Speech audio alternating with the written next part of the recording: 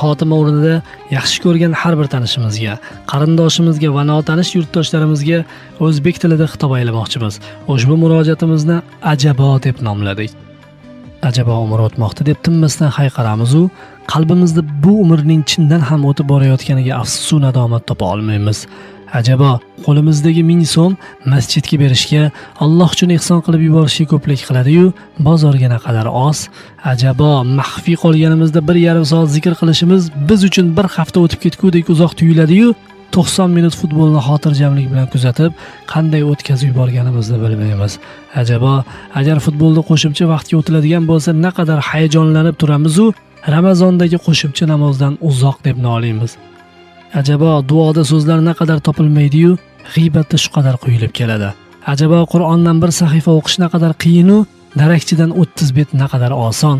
Ajabo bir necha daqiqa masjidda naqadar uzoq-u, navbatdagi serial qarshisida naqadar oz. Ajabo xonanda qarshisida oldingi qatorlarga naqadar intilamiz-u, Xudovando uyida so'nggi saflarda turishga havasmandmiz.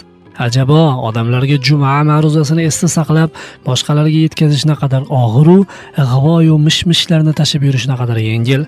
Ajabo odamlarning u bo'pti, bu bo'pti degan cho'pchaklarga ishonamiz-u, Parvardigorning haq so'ziga shubha qilamiz.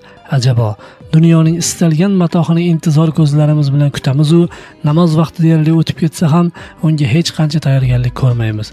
Ajabo serial qahramonlarini naqadar sevib, ularni kuyib-pishib muhokama qilamiz va masjidda yonimizda turgan namozxonni tanimay o'tib ketamiz.